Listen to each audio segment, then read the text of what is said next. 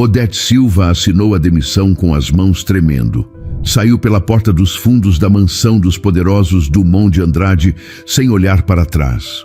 No banco frio de uma estação de trem, ela abriu o envelope, olhou mais uma vez e rasgou o teste de gravidez em pedaços tão pequenos que ninguém jamais poderia juntar. Naquele dia, ela acreditava que estava sozinha no mundo.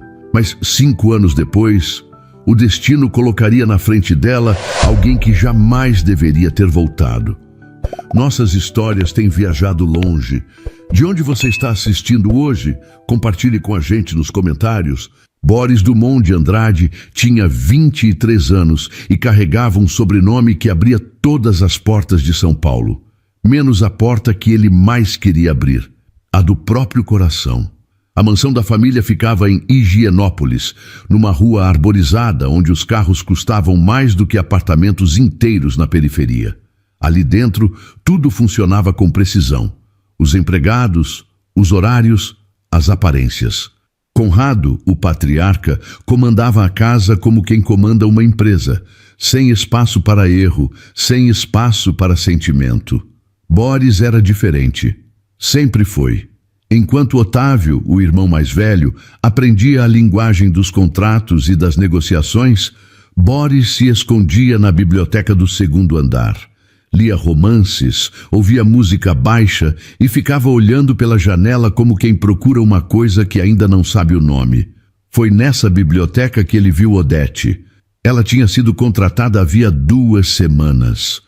23 anos, cabelo preso, uniforme bem passado, mãos rápidas, entrou para limpar as estantes e pediu desculpas por interromper. Pode ficar, Boris disse, sem tirar os olhos do livro.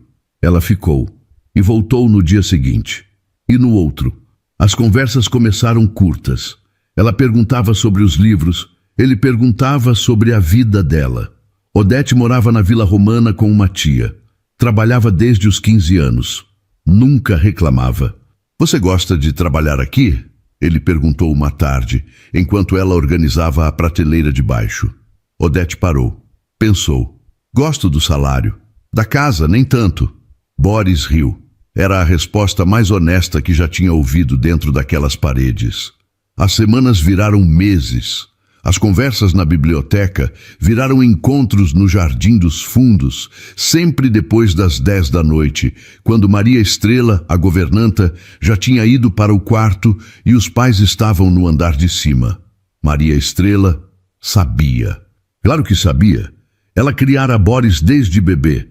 Conhecia cada expressão daquele rosto. Via o brilho nos olhos dele quando Odete passava pelo corredor. Mas não disse nada. Só rezava baixinho pedindo que aquilo terminasse bem. Você tem medo do quê? Odete perguntou numa noite quente de novembro, sentada no banco de pedra do jardim. De virar meu pai. Boris respondeu, sem pensar. Ela segurou a mão dele. Os dedos dela eram ásperos de trabalho. Os dele eram macios, mas encaixaram. Você não é seu pai, Boris. Ele quis acreditar. Na mansão, porém, Otávio já desconfiava. 2 vezes viu o irmão saindo pela porta lateral de madrugada. Na terceira vez, seguiu. Viu os 2 juntos no jardim. Voltou sem fazer barulho. No dia seguinte, durante o café da manhã, Otávio comentou com a naturalidade de quem fala do tempo. Pai, a empregada nova. Como é mesmo o nome? Odete? Ela está fazendo hora extra? Conrado levantou os olhos do jornal. Por quê? Vi luz acesa na área de serviço tarde da noite. Só achei estranho. Morgana, a mãe, mexeu o café sem olhar para ninguém. Essa gente precisa de limite, Conrado. Se a gente não impõe, eles se acomodam. Boris engoliu seco. Não disse nada. Sabia que uma palavra errada e tudo desmoronava. Naquela semana, ele tomou a decisão. Comprou um anel simples, discreto, com o dinheiro da própria conta. Nada da fortuna dos Dumont. Guardou no bolso interno do paletó. A viagem de negócios para a Suíça estava marcada para o dia seguinte. Conrado insistira que Boris fosse. Uma reunião com investidores em Zurique, importante para o futuro do grupo. Boris concordou, mas com um plano. Voltaria em 5 dias e pediria a Odete em casamento. Na noite antes da viagem, ele desceu ao jardim. Odete estava lá, como sempre. Quando eu voltar, preciso te contar uma coisa, ele disse. Que coisa? Uma coisa boa. Eu prometo. Ela sorriu. Um sorriso pequeno, meio desconfiado, meio esperançoso. Ele beijou a testa dela, subiu para o quarto e colocou o anel dentro da mala. Na manhã seguinte, embarcou. O voo para Zurique durou 12 horas. Do aeroporto, um carro executivo o levaria ao hotel. A estrada estava molhada. O motorista comentou que o inverno europeu tinha chegado mais cedo aquele ano. Boris olhava pela janela, pensando em Odete, no sorriso que ela tinha dado na noite anterior, na promessa que ele fez sem revelar o que era. O anel estava na mala, enrolado num lenço branco. Ele quase podia sentir o peso dele ali, a poucos metros, esperando o momento certo. O motorista comentou que a pista estava escorregadia. Boris concordou sem prestar atenção. Estava longe dali, estava no jardim da mansão, estava segurando a mão de Odete debaixo das árvores. O carro derrapou na curva. O barulho de metal foi a última coisa que ele ouviu. O hospital em Zurique tinha paredes brancas e corredores longos que cheiravam a desinfetante. Boris estava no 3º andar, ligado a máquinas que apitavam num ritmo lento e constante. Os médicos diziam que o coma era profundo, que não havia previsão. Em São Paulo, a notícia chegou primeiro à mansão. Conrado recebeu a ligação às 6 da manhã. Desligou o telefone, ajustou a gravata e chamou Otávio ao escritório. Morgana ficou na sala, com a xícara de chá entre os dedos, esperando. Seu irmão sofreu um acidente na Suíça. Conrado disse sem se sentar. Está em coma. Otávio ficou em silêncio por uns 3 segundos. Grave. Os médicos não sabem dizer quando ele vai acordar. Se vai acordar. Otávio encostou na mesa. E os negócios dele? As reuniões? Você assume. A partir de agora, você cuida de tudo. Morgana apareceu na porta. E a imprensa? Nota curta. Acidente de trânsito. Estado reservado. Nenhum detalhe. Conrado respondeu. A notícia saiu nos portais de economia no mesmo dia. Uma nota de 3 linhas. Boris Dumont de Andrade, herdeiro do Grupo Dumont, sofreu acidente na Suíça. Estado de saúde reservado. Odete leu a notícia no celular durante o intervalo do almoço, sentada na cozinha da mansão. As letras tremeram na tela. Ela leu 2, 3 vezes. Sentiu o estômago revirar e o chão ficar mole debaixo dos pés. Correu ao andar de cima. Bateu na porta do escritório de Conrado. Maria Estrela a segurou pelo braço no corredor. Menina, não faz isso. Eu preciso saber, dona Maria. Eu preciso saber como ele está. Eles não vão te deixar entrar. Eu não estou pedindo permissão. A porta do escritório se abriu. Otávio apareceu, paletó escuro, olhar frio. O que é esse barulho? Odete engoliu a vergonha. Eu vi a notícia, sobre o Boris. Preciso saber como ele está. Otávio a olhou de cima a baixo, devagar, como quem examina um inseto numa mesa de jantar. Você é a da limpeza, certo? Meu nome é Odete. Odete, ele repetiu. Olha, Odete, a situação do meu irmão é assunto da família. Você pode voltar ao trabalho. Eu só quero saber se ele está bem. Otávio deu um passo para frente, baixou a voz. Ele não resistiu. O corredor encolheu. As paredes se apertaram. Como assim? O quadro se agravou durante a noite. Não teve jeito. Odete abriu a boca, mas não saiu som. As pernas cederam. Ela se apoiou na parede, escorregou até o chão. Maria Estrela se ajoelhou ao lado dela, segurou seu rosto entre as mãos. Respira, menina, respira. Otávio virou as costas e fechou a porta. Do outro lado, Conrado esperava. Resolvido? Resolvido. Morgana, sentada na poltrona do canto, ajeitou os anéis nos dedos. Essa moça precisa ir embora, Conrado. Hoje. Eu sei. Do lado de fora do escritório, Maria Estrela ajudou Odete a se levantar. A moça tinha os olhos vermelhos e o corpo inteiro tremendo. Ele se foi, Dona Maria. Ele se foi. Maria Estrela apertou os lábios. Sabia que Boris estava vivo. Sabia que a família estava mentindo. Mas conhecia o poder daquela casa. Conhecia o preço de abrir a boca. Vem comigo.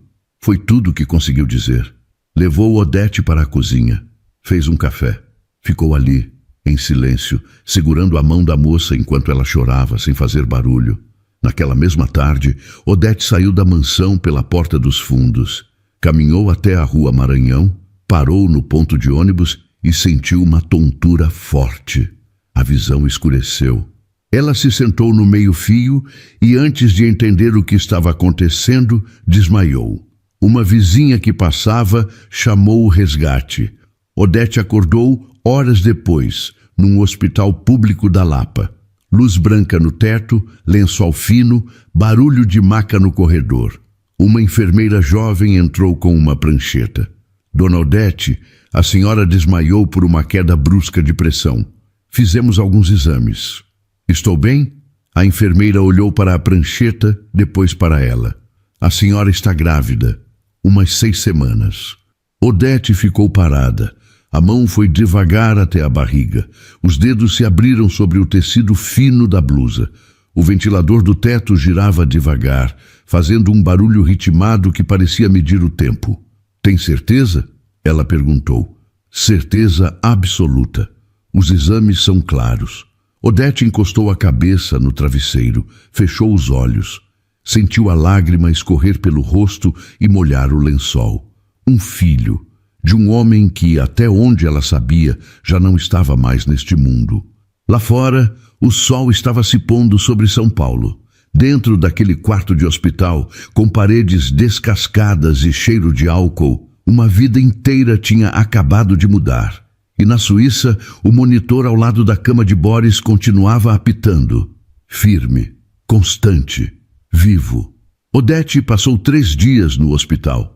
Saiu com uma receita de vitaminas, um encaminhamento para o pré-natal da UBS e uma certeza pesada dentro do peito.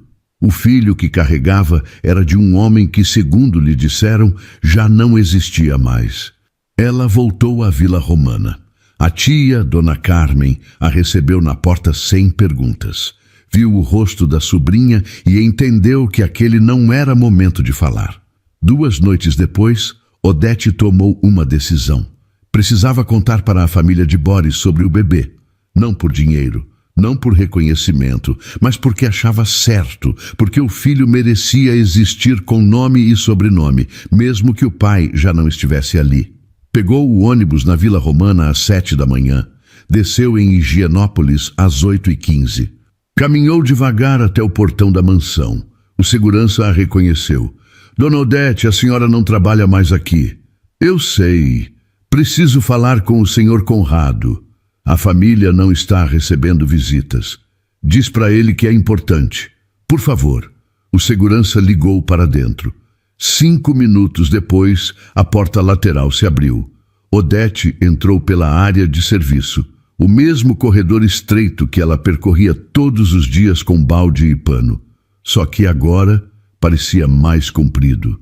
Conrado a esperava na sala de jantar, sentado na cabeceira com o terno cinza e os óculos na ponta do nariz. Ao lado dele, um advogado de cabelo branco com uma pasta de couro sobre a mesa. Otávio estava de pé, perto da janela, de braços cruzados. Odete parou na entrada da sala, respirou fundo. Eu estou grávida. O filho é do Boris. O silêncio durou uns 5 segundos. Conrado tirou os óculos, limpou a lente com o lenço do bolso, colocou de volta. Senta, ele disse. Ela sentou. O advogado abriu a pasta, tirou 2 documentos grampeados. Senhorita Odete da Silva Lima, correto? Perguntou sem levantar os olhos. Correto.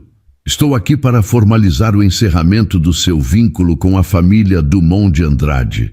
Este é o termo de desligamento com quitação integral. Eu não vim aqui por causa de emprego. Eu vim falar sobre meu filho. Conrado cruzou as mãos sobre a mesa. A voz dele era baixa, controlada, do tipo que não precisa gritar para assustar. Mocinha, eu vou ser direto com a senhora. Qualquer tentativa de vincular essa criança ao nome desta família será tratada com todos os recursos que nós temos. E a senhora sabe que são muitos. Odete sentiu o sangue subir para o rosto. Eu não estou pedindo dinheiro. Está pedindo o quê, então? Estou dizendo que o seu neto existe. Otávio se desencostou da janela. Um exame de DNA levaria meses. E a senhora não teria como custear o processo. Nossos advogados fariam isso durar anos. Enquanto isso, a senhora ficaria sem trabalho, sem referências, sem nada. É isso que quer? Odete olhou para Otávio, depois para Conrado, depois para o advogado, que já estendia a caneta na direção dela. Assina aqui e aqui, o advogado disse, apontando as linhas. É a rescisão do contrato de trabalho, valores proporcionais depositados até sexta. Odete segurou a caneta. A mão tremia. Olhou para o documento, para as letras pequenas, para as cláusulas que ela não entendia. Sentiu o cheiro de café que vinha da bandeja ao lado de Conrado. Café que ninguém ofereceu para ela. Assinou. A caneta escorregou um pouco e a assinatura saiu torta, diferente da que ela costumava fazer. Mas estava lá, preto no branco. Do corredor, Maria Estrela assistia pela fresta da porta, os olhos cheios de água, a mão apertando o avental. Ela queria gritar, queria entrar naquela sala e dizer a verdade, mas as pernas não se mexeram. Odete assinou. Levantou da cadeira sem dizer mais nada. Pegou a bolsa. Atravessou o corredor de volta. Maria Estrela a alcançou perto da porta dos fundos. Menina, espera. Deixa, Dona Maria. Eu sinto muito por tudo. Odete segurou o choro. A senhora sabia que iam fazer isso comigo? Maria Estrela não respondeu, só abaixou a cabeça. Odete saiu. Caminhou até a estação da Lapa. Sentou num banco de plástico. Tirou da bolsa o teste de gravidez que ainda carregava desde o hospital, dobrado dentro de um envelope. Abriu o envelope. Olhou para o resultado positivo. 2 linhas cor-de-rosa no visor pequeno. Rasgou o papel no meio. Depois em 4. Depois em pedaços tão pequenos que pareciam confete. Não porque rejeitasse o filho, mas porque entendeu, naquele banco frio de estação, que a partir dali ninguém mais saberia.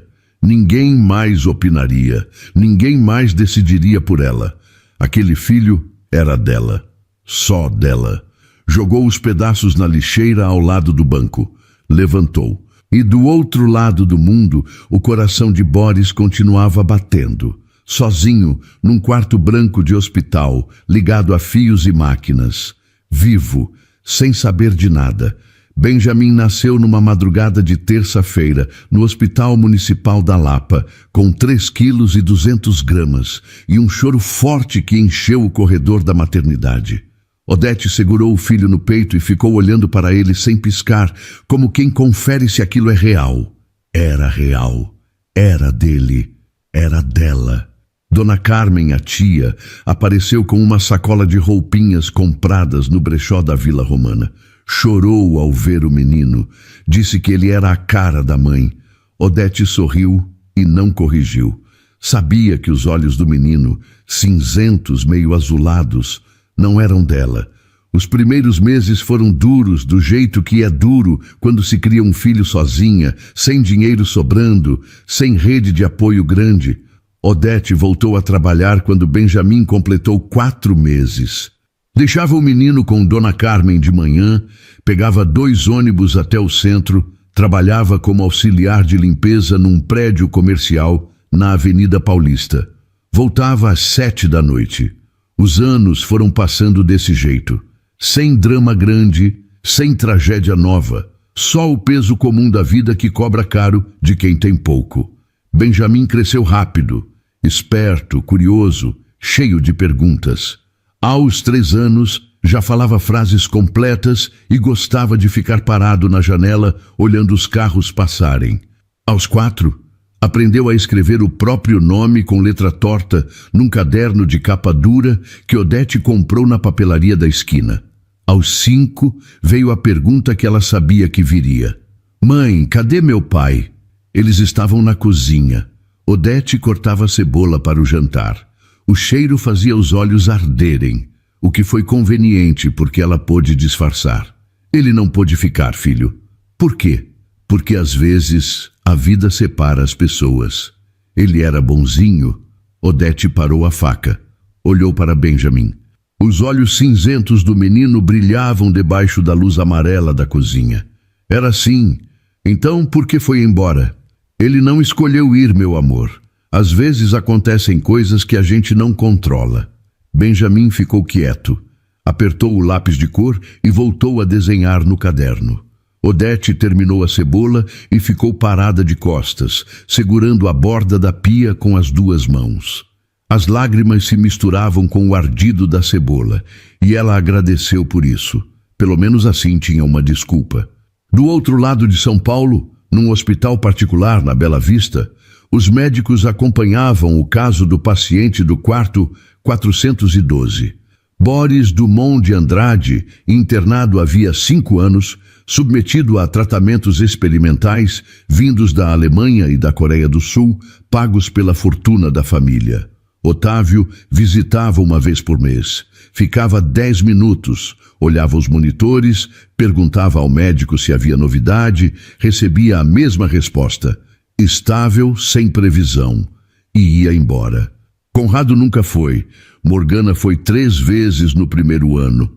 Depois parou. Maria Estrela ia toda semana, entrava no quarto, sentava na cadeira ao lado da cama, segurava a mão de Boris e ficava ali, em silêncio, durante 1 hora.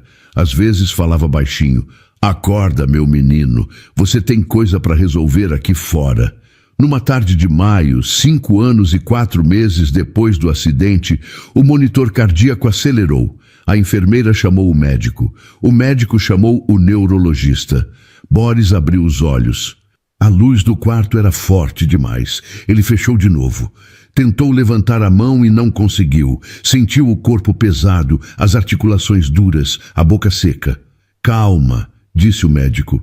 O senhor está no hospital. Sofreu um acidente. Está tudo bem agora. Boris piscou devagar. Tentou falar. A voz saiu rouca, arranhada, como se tivesse engolido areia. Quanto tempo? 5 anos, Sr. Dumont. Ele ficou parado. 5 anos. 5 anos tinham passado e ele estava ali, deitado, magro, fraco, sem saber de nada. A primeira pessoa que ele pediu para ver foi Maria Estrela. Ela chegou em 40 minutos, ofegante, com os olhos já vermelhos antes de entrar no quarto.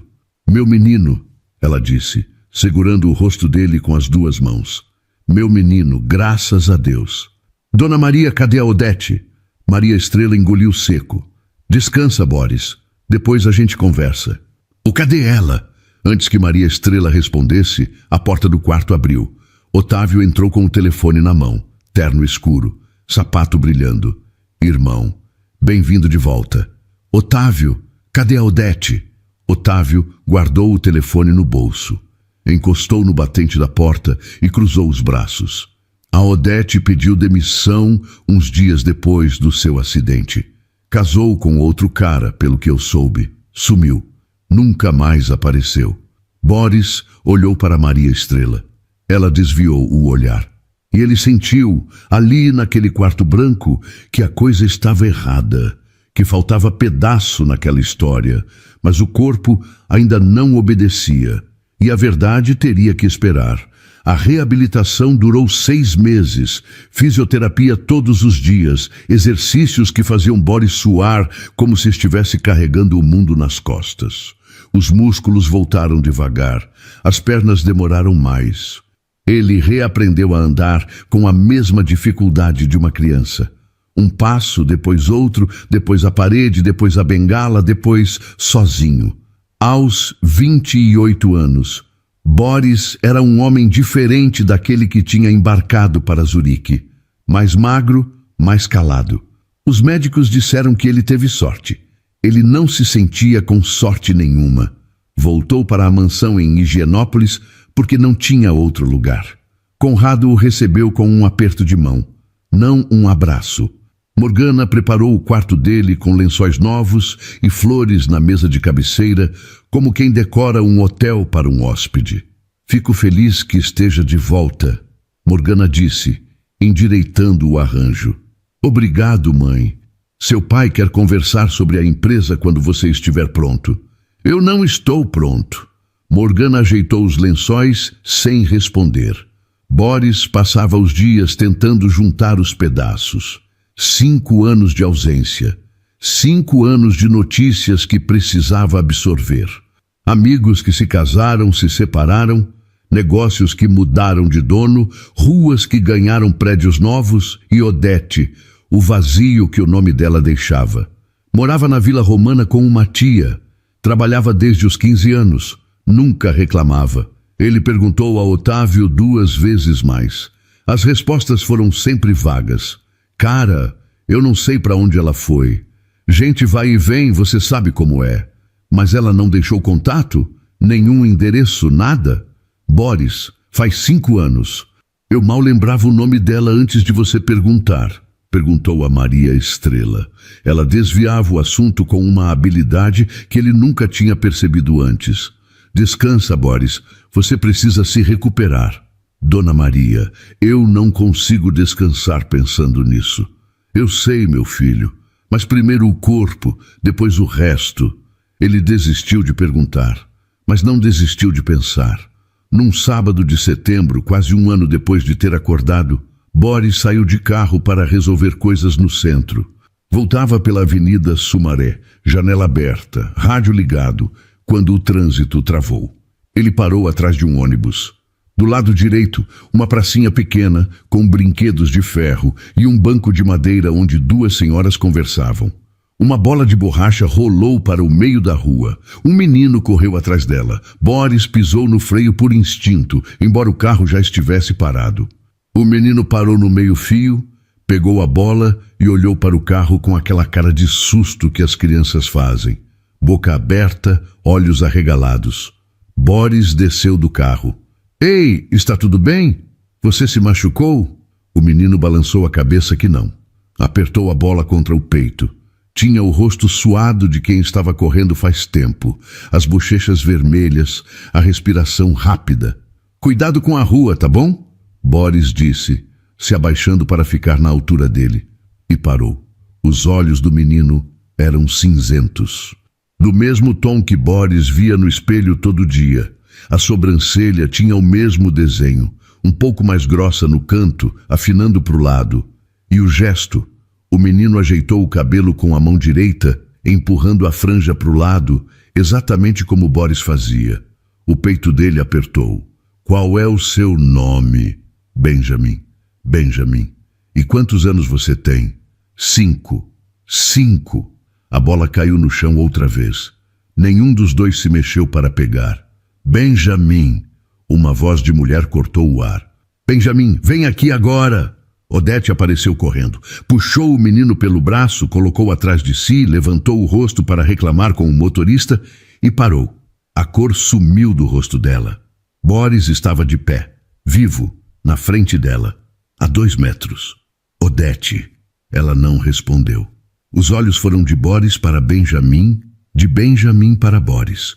O menino segurava a barra da blusa dela. Mãe, quem é esse moço? Odete não respondeu. A boca se abriu, mas o som não veio. Mãe? Boris olhou para o menino. Depois para Odete. Depois para o menino de novo. Odete, esse menino... Não faz isso, ela disse num fio de voz. Esse menino é meu filho? Ela recuou um passo. Segurou Benjamin com mais força. O menino olhava de um para o outro sem entender. Você estava vivo esse tempo todo? Eu estive em coma 5 anos. Me disseram que você tinha ido embora, que tinha casado com outro. Odete fechou os olhos. As mãos tremiam nas costas do filho. E a mim disseram que você não tinha resistido. Seu irmão olhou na minha cara e disse isso. O trânsito voltou a andar atrás deles. Uma buzina tocou, depois outra. O mundo continuava girando, mas ali naquela calçada, o tempo tinha parado. Benjamin puxou a blusa da mãe. Mãe, esse moço parece comigo. Nenhum dos dois adultos conseguiu responder. Eles se sentaram no banco da praça. Benjamin ficou brincando com a bola a uns 10 metros, perto das senhoras que agora olhavam de canto, curiosas. Odete mantinha as mãos fechadas no colo. Boris sentou na outra ponta do banco, como se tivesse medo de chegar perto demais. 5 anos, ela disse. 5 anos achando que você estava debaixo da terra. Eu acordei faz 1 ano. Perguntei por você. Me disseram que tinha pedido demissão, casado com outro, que não queria mais saber de mim. E você acreditou. Eu estava num quarto de hospital sem conseguir levantar da cama, Odete. Eu acreditei no que me contaram, pois a mim contaram que você não tinha resistido. Seu irmão olhou na minha cara e disse isso, e depois me botaram para fora daquela casa como se eu fosse lixo. Boris passou a mão no rosto. Respirou fundo. Meu irmão disse isso? Disse. E seu pai me ameaçou com advogado quando eu voltei para contar da gravidez. Você voltou? Claro que voltei. Achei que era o certo, que o filho de Boris Dumont de Andrade merecia pelo menos ser reconhecido. Mas seu pai sentou na cabeceira daquela mesa de jantar enorme e me tratou como se eu fosse uma golpista tentando arrancar dinheiro. Boris ficou quieto. Os olhos acompanhavam Benjamin, que agora chutava a bola contra o muro.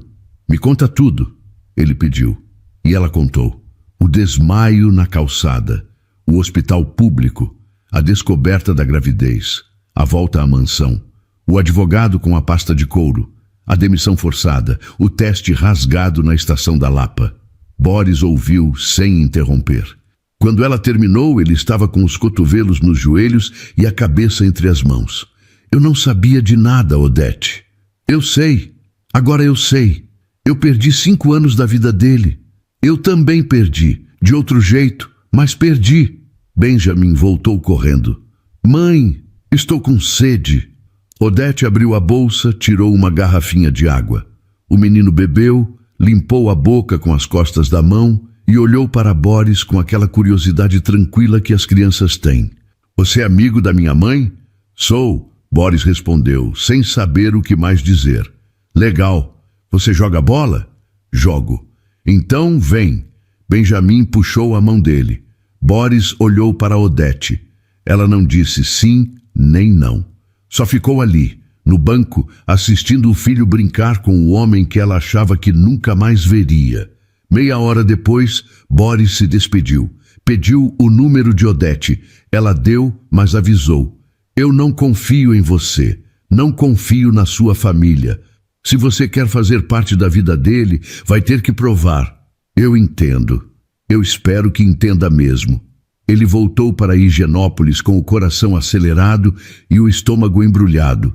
Estacionou na garagem da mansão, subiu as escadas, atravessou o corredor e entrou na sala de estar, onde Otávio tomava uísque enquanto revisava papéis. Preciso falar com você, Boris disse. Sobre? Eu encontrei a Odete. Otávio levantou o copo devagar, tomou um gole, colocou na mesa. E? Ela tem um filho, de 5 anos. Com os meus olhos, Otávio. Coincidência. Coincidência? O menino é a minha cara, os olhos, a sobrancelha, o jeito de mexer no cabelo. Tudo, Otávio, tudo igual. Boris, qualquer mulher pode aparecer com uma criança e dizer que é sua. Você ficou em coma 5 anos. Não sabe o que aconteceu na vida dela nesse tempo. Eu sei o que você disse para ela, que eu não tinha resistido. Você disse isso, Otávio. Olhou na cara dela e disse. Otávio parou. O copo ficou no ar entre a mesa e a boca. O gelo fez um barulho seco contra o vidro. Quem te contou isso? Ela, e eu acredito nela.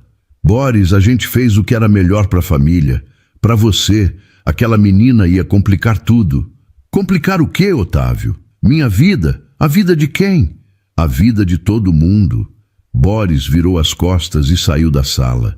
Foi até a cozinha, onde Maria Estrela lavava a louça do jantar. Parou na porta. Dona Maria. Ela não se virou. Dona Maria, a senhora sabia. O barulho da água parou.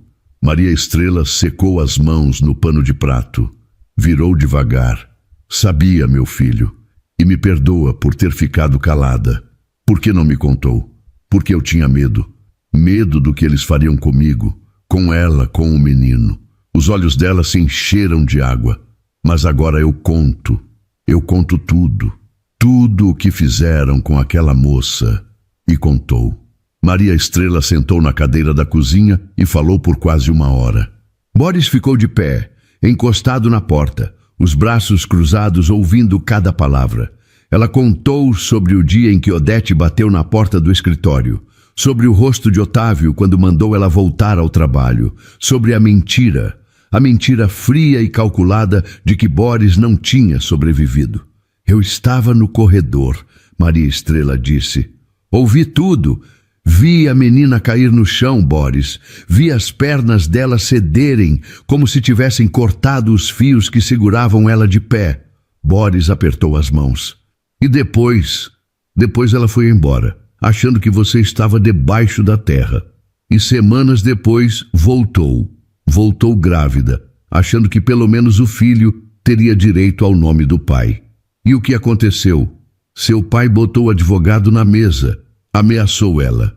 Disse que se tentasse qualquer coisa, ia acabar com a vida dela nos tribunais, que iria tomar a criança dela. E seu irmão ficou ali do lado, de braço cruzado, sem dizer uma palavra para defender aquela menina. E a senhora, Dona Maria? Maria Estrela abaixou a cabeça. A vergonha pesava nos ombros dela como um saco de cimento. Eu fiquei calada, meu filho. Fiquei calada porque sou covarde. Porque tenho medo dessa família desde que entrei aqui há 30 anos. Porque eu sabia que se abrisse a boca me punham na rua no mesmo dia. E eu não tenho para onde ir. Boris se afastou da porta. Andou até a janela.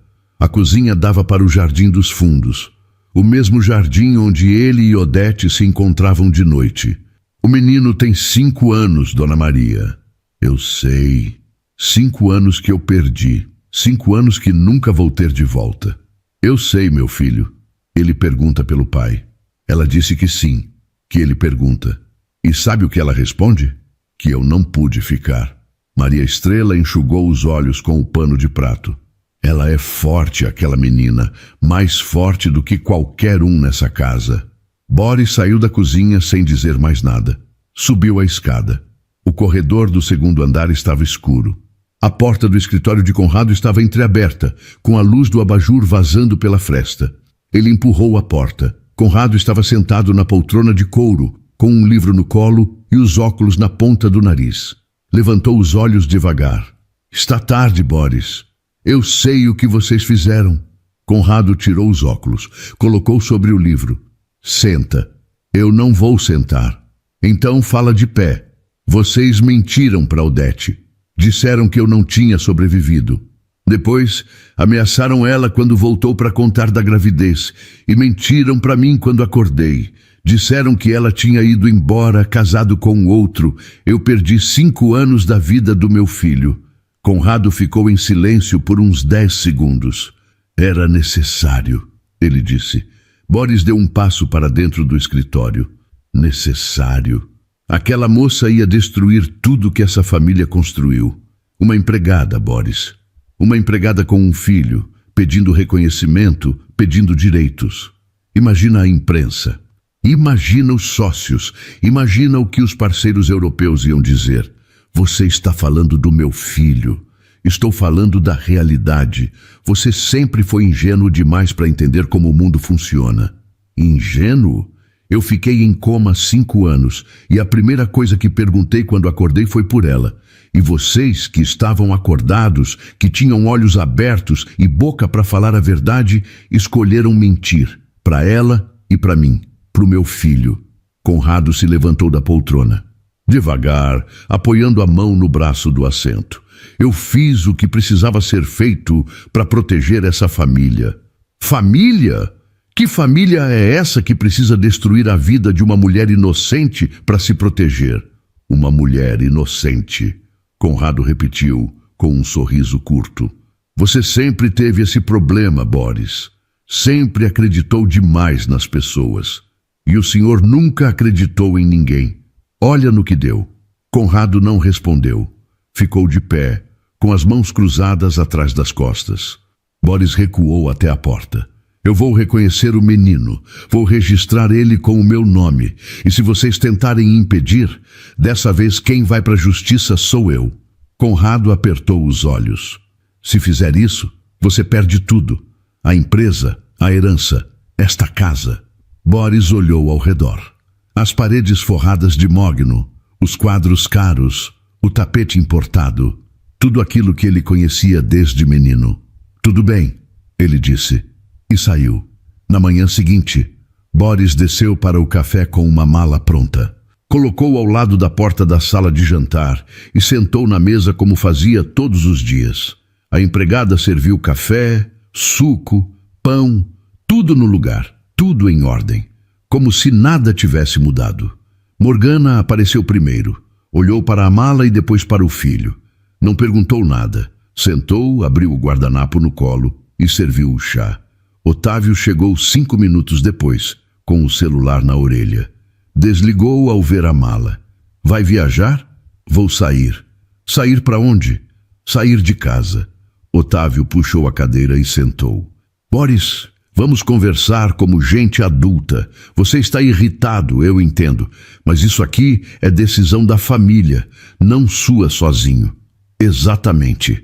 A decisão de destruir a vida de uma mulher e esconder meu filho de mim foi da família. A decisão de ir embora é minha. Morgana colocou a xícara na mesa. O barulho da porcelana foi seco, preciso. Boris, você está sendo ingrato. Nós cuidamos de você por 5 anos. Pagamos os melhores médicos. Mantivemos tudo funcionando para quando você voltasse. E eu agradeço os médicos, mãe. Mas médico não mente. Vocês mentiram. A gente fez o que achava certo. Achava certo dizer para a mãe do meu filho que eu estava debaixo da terra?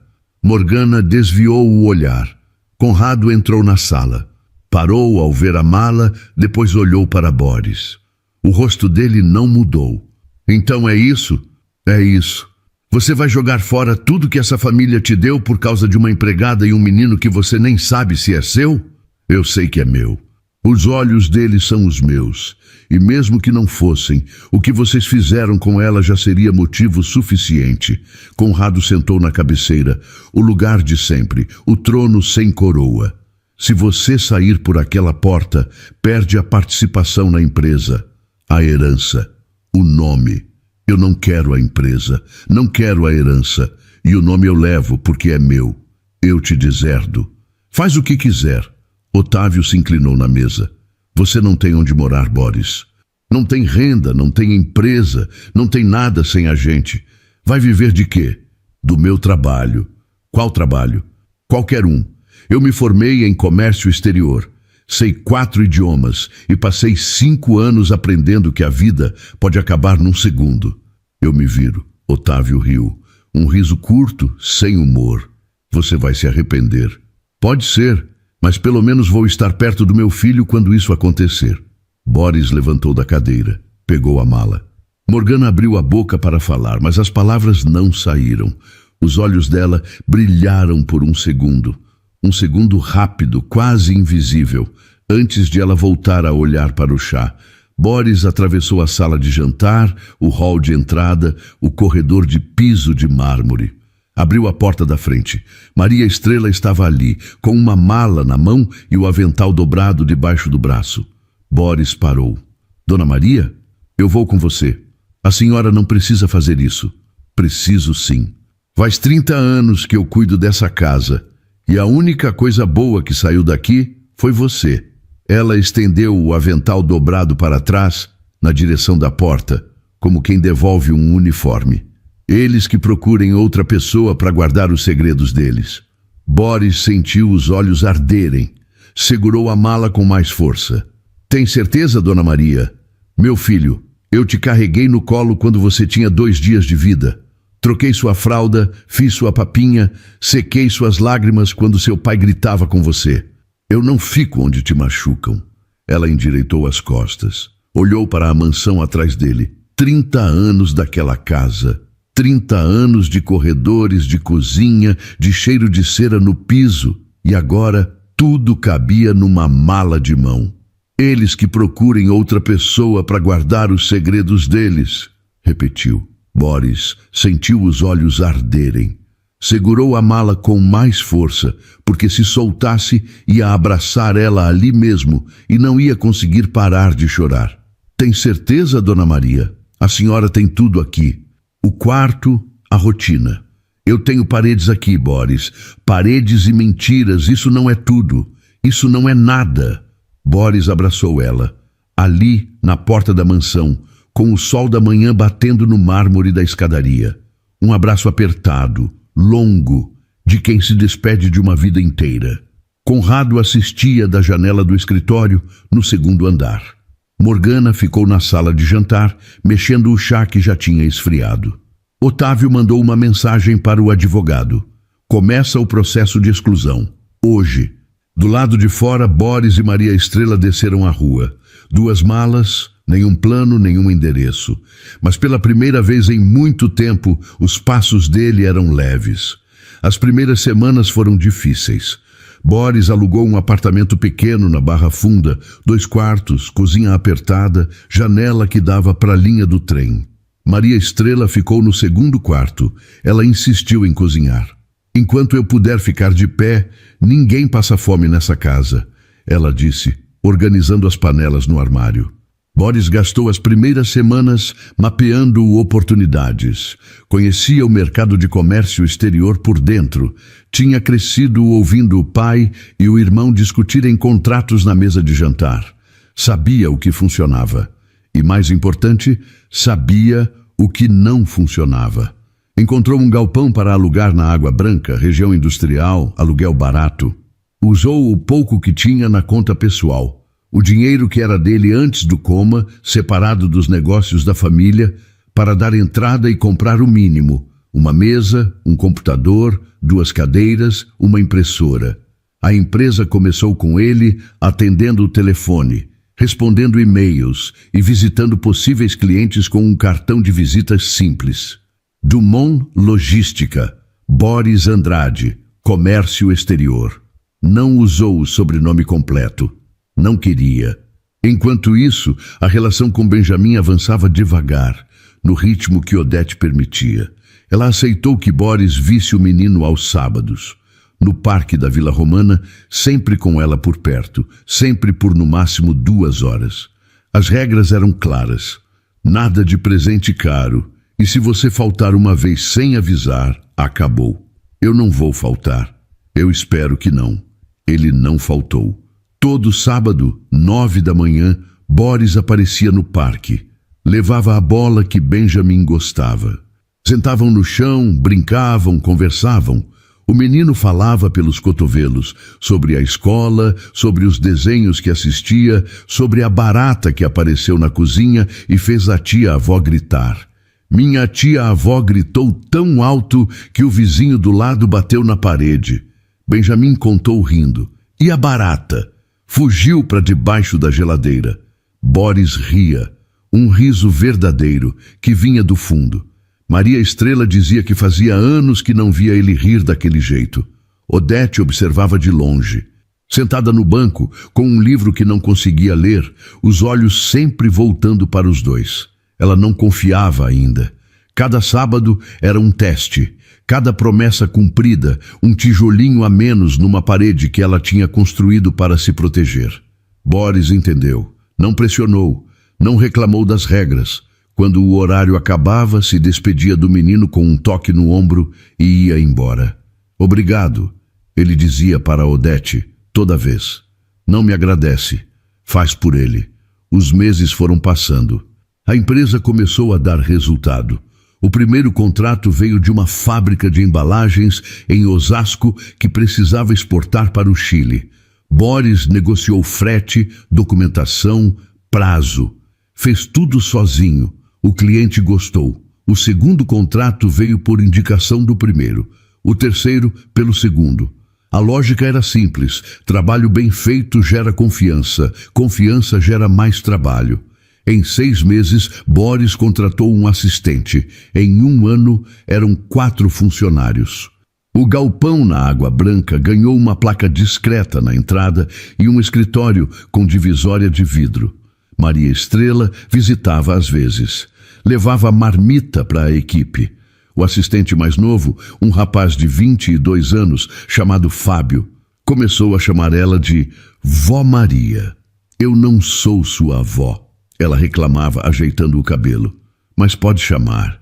Benjamin, aos sábados, começou a perguntar: posso ir mais vezes? Odete olhou para Boris. Ele não respondeu. Esperou que ela decidisse. A gente vê, ela disse. Mãe, esse moço é legal. Ele sabe fazer gol de calcanhar. Odete olhou para Benjamin, depois para Boris, que estava de pé do outro lado do parque, com a camisa suada e o cabelo bagunçado. Sei, ela disse. Ele pode vir mais vezes? Odete não respondeu na hora. Pegou a garrafinha de água e deu para o menino. Precisava de 1 segundo, só 1 segundo para organizar o que sentia, que era tudo ao mesmo tempo.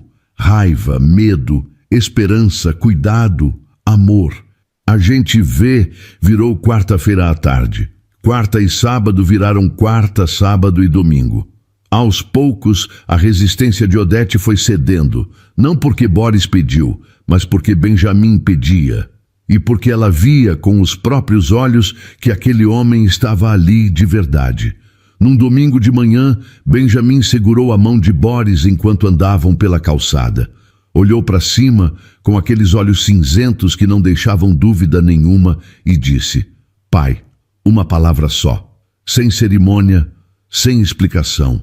Boris parou de andar. Olhou para o menino, sentiu o peito apertar de um jeito que não era ruim, era o contrário.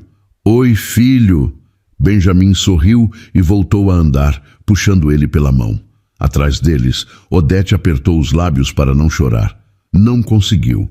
2 anos depois da saída da mansão, Boris encontrou a casa no Pacaembu.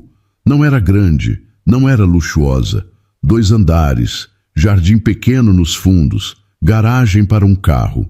As paredes precisavam de pintura e o piso da cozinha tinha uns azulejos soltos, mas a estrutura era boa. É bonita, Maria Estrela disse passando a mão na parede da sala.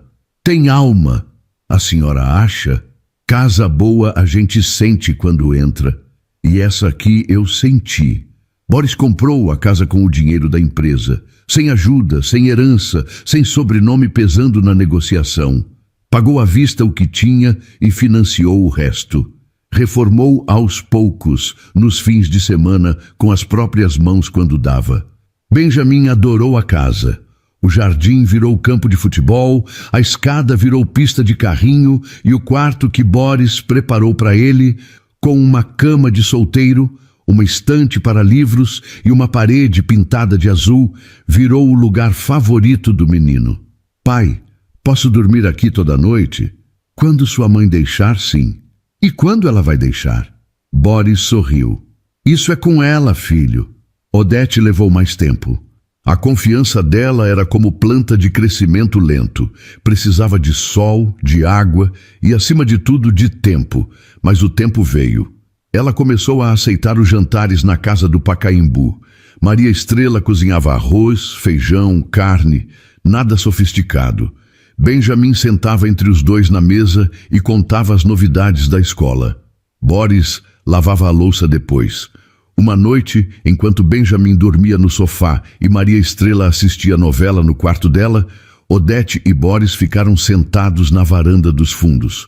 O céu de São Paulo não tinha estrelas, mas a noite estava morna e a rua quieta. Eu ainda tenho medo, Odete disse, sem olhar para ele. Medo de quê? De tudo isso acabar. De um dia você acordar e resolver que quer a vida que tinha antes. A vida que eu tinha antes era uma mentira, Odete. Eu morava numa mansão cheia de gente que escondia meu filho de mim. Eu sei, mas o medo não obedece à lógica. Eu entendo. Você entende. Eu também tenho medo. De ser parecido com meu pai sem perceber. De machucar você e o Benjamin por repetir os mesmos erros. Mas eu estou aqui. Todo dia. Eu estou aqui.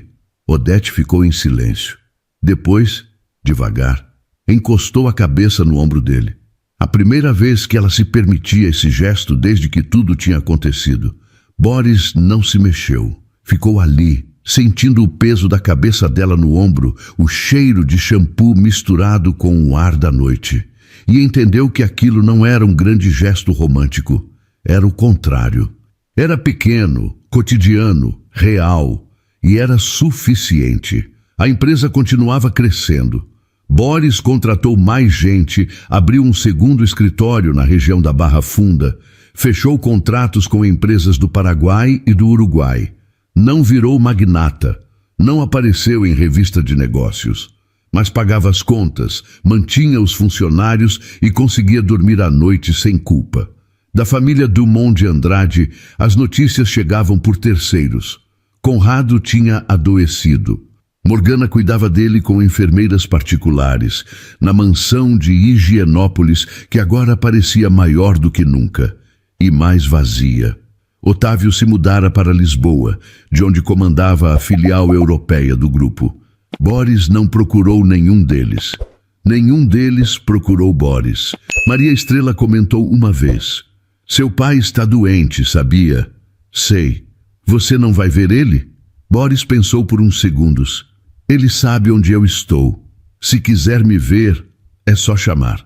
"Ah, e se ele não chamar? Aí a gente já tem a resposta." Conrado não chamou, e poucos meses depois, Maria Estrela soube por uma antiga colega que ele tinha partido. Sem despedida, sem carta, sem reconciliação. Boris recebeu a notícia em silêncio.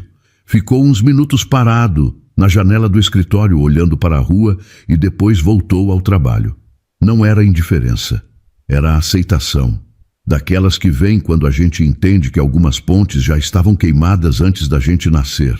Num sábado à noite, Odete ficou para dormir na casa do Pacaembu. Benjamin dormiu cedo, Maria Estrela já estava no quarto e Odete simplesmente não foi embora.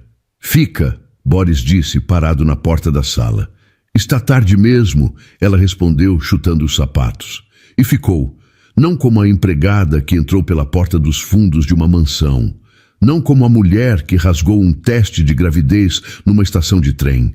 Ficou como quem escolhe estar ali, ao lado do homem que a amava, por inteiro. O quarto cheirava a tinta fresca. Maria Estrela tinha insistido em pintar as paredes de amarelo claro. Disse que era cor de sol, que fazia bem para a criança. Boris discordou. Queria branco. Perdeu a discussão em menos de 2 minutos. "Branco é cor de hospital, menino. Essa criança vai nascer num quarto alegre", Maria Estrela disse, com o rolo de pintura na mão e uma mancha amarela no nariz. Benjamin ajudou. Quer dizer, atrapalhou com entusiasmo. Pintou uma faixa torta na parte de baixo da parede e derramou tinta no jornal que protegia o chão. Tinha 9 anos. Pernas compridas, voz que já ensaiava uma mudança, e os mesmos olhos cinzentos que faziam as professoras da escola comentarem: "É a cópia do pai." Odete assistiu da porta, com a mão na barriga que já era visível por debaixo da camiseta. 6 meses. Uma menina. A médica tinha confirmado na última consulta, e desde então, Benjamin não parava de fazer planos. "Pai, eu posso ensinar ela a jogar bola?" "Pode." "E andar de bicicleta?" "Também." "E se ela não gostar de bola?" "Aí você ensina outra coisa." "Tipo o quê?" "Tipo o que ela quiser." Benjamin pensou um instante. "Justo." Boris largou o pincel, limpou as mãos no pano e foi até Odete. Parou na frente dela e colocou a mão sobre a barriga. Sentiu um movimento lá dentro. Leve, rápido. "Ela chutou", ele disse. "Ela chuta o dia inteiro. Essa menina vai ser inquieta." Puxou a mãe. Puxou o pai. "Eu sou calma." "Calma. Você jogou uma almofada na minha cabeça ontem porque eu deixei a porta do banheiro aberta. E vou jogar de novo se repetir." Maria Estrela, lá dentro do quarto, fingiu que não ouviu e continuou pintando. 4 anos tinham se passado desde que Boris saiu da mansão de Higienópolis com uma mala e sem nenhum plano. A empresa na Água Branca agora ocupava 2 andares de um prédio comercial e empregava 32 pessoas. Não era o império dos Dumont de Andrade, não aparecia nas listas de maiores grupos do país, mas funcionava, pagava salários em dia e tinha uma reputação que Boris construiu contrato por contrato, aperto de mão por aperto de mão. Da antiga família restavam pedaços soltos. Conrado tinha partido sem reconciliação. Morgana vivia em Higienópolis, sozinha na mansão com 2 empregadas e o silêncio das paredes. Otávio comandava os negócios de Lisboa e não pisava no Brasil havia 2 anos. Boris não guardava raiva. A raiva tinha se dissolvido aos poucos, como açúcar no café. Devagar, sem que ele percebesse exatamente quando sumiu. O que restou no lugar foi uma clareza tranquila. Ele não queria aquele mundo. Nunca quis. Odete demorou mais para soltar o peso. O medo de ser enganada de novo, de perder o chão de novo, de confiar e descobrir que a confiança era armadilha, tudo isso levou tempo para se dissolver. Mas se dissolveu. Não por causa de grandes declarações ou gestos grandiosos, por causa de café feito toda manhã, louça lavada sem pedir, presença constante no portão da escola às 5 da tarde. Você sabe o que me convenceu de verdade? Odete disse uma noite, enquanto os 2 jantavam na cozinha depois que Benjamin dormiu. O quê? O dia que o Benjamin teve febre 3 da manhã e você acordou antes de mim. Quando cheguei no quarto dele, você já estava com o termômetro na mão e o remédio medido. Não me pediu ajuda. Não reclamou, só cuidou. Qualquer pai faria isso. Não faria não, Boris. E a gente sabe disso. Ele ficou quieto, tomou mais um gole de água. Ela voltou a comer. No quarto amarelo, a estante já tinha livros infantis que Maria Estrela comprou no sebo da Vila Madalena. Um ursinho de pelúcia que Benjamin escolheu. Um mobile de passarinhos que Boris montou seguindo um tutorial no celular. Ficou um pouco torto, mas girava. A casa do Pacaembu era simples. Não tinha piso de mármore, nem escadaria com corrimão de ferro trabalhado, nem jardim com banco de pedra onde se faziam promessas de madrugada.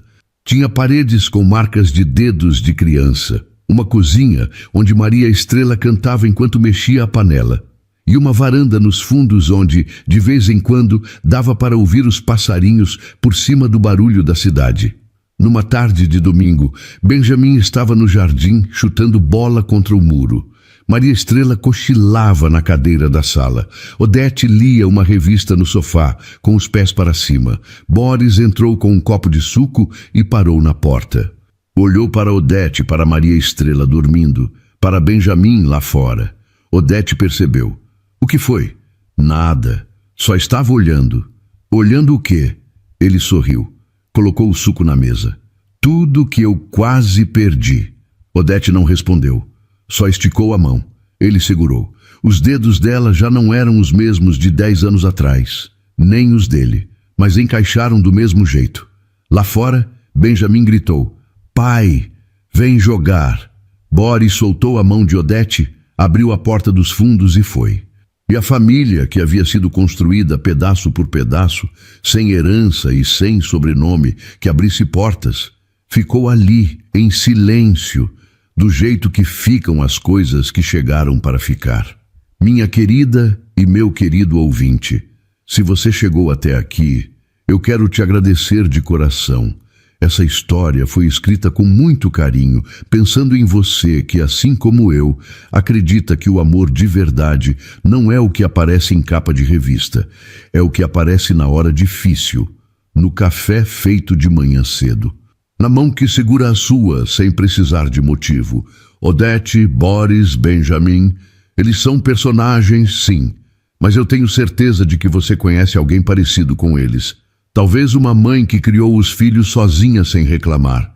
Talvez alguém que perdeu tudo e recomeçou do zero com a cabeça erguida. Talvez você mesma. Se essa história te tocou, me faz um favor. Manda para aquela pessoa que precisa ouvir que recomeçar é possível, que nunca é tarde para construir uma vida de verdade. Obrigada por ficar até o fim.